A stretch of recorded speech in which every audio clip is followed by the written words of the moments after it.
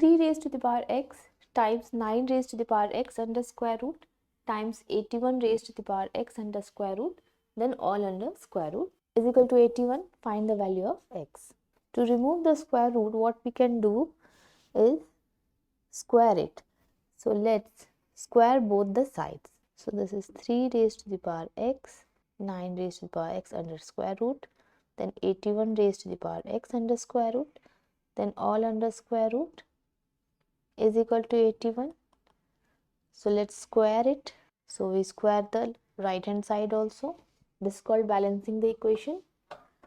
So this square root gets cancelled with this square. So we have 3 raised to the power x times 9 raised to the power x under square root times 81 raised to the power x under square root is equal to 81 square. Now 81 we can write it as 3 raised to the power 4, then whole raised to the power 2. Now let's remove this square root. So that for this let's again square both the sides. So we remove this square root with this square, and this square gets over here also. This will be 3 raised to the power 2x times 9 raised to the power x, then times 81 raised to the power x under square root, and this will be 3 raised to the power 16 or 3 raised to the power 2x.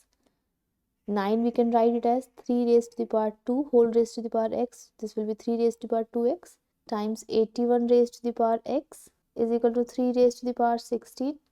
Now to remove this square root, let's square again both the sides. So this will be 3 raised to the power 2x, then whole raised to the power 2, 3 raised to the power 2x whole raised to the power 2, and we remove 81 raised to the power x raised to the power 2. So this square root gets removed with the square, and this side we have 3 raised to the power 32. Now we have 3 raised to the power 4x times 3 raised to the power 4x times 81 raised to the power x.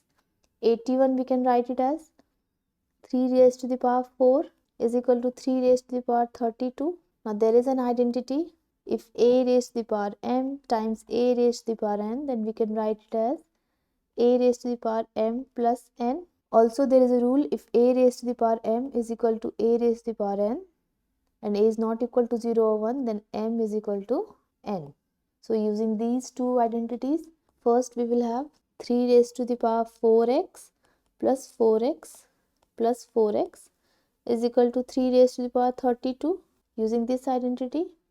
Now using this rule, we have 12x is equal to 32 or x is equal to 32 upon 12.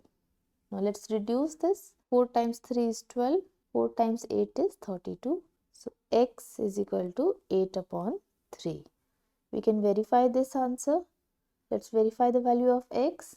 So we have 3 raised to the power 8 upon 3 times 9 raised to the power 8 upon 3 times 81 raised to the power 8 upon 3 is equal to 81. We have to verify if LHS is equal to RHS.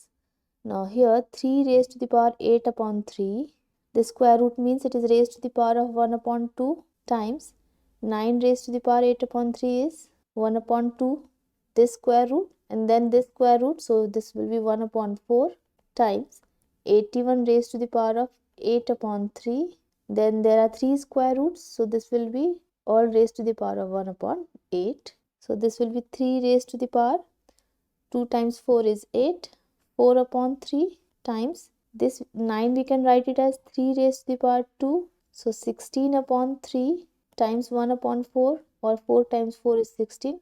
So this will be 3 raised to the power 4 upon 3 times 81 is 3 raised to the power 4, then 8 upon 3. So this is 32 upon 3 times 1 upon 8. So this is 4 upon 3. Now let's add the powers. 4 plus 4 plus 4. So this is 3 raised to the power 12 upon 3. 3 times 4 is 12. So this is 3 raised to the power 4, which is equal to 81. So LHS is equal to RHS. Hence our answer is verified. Like and subscribe. Thanks for watching.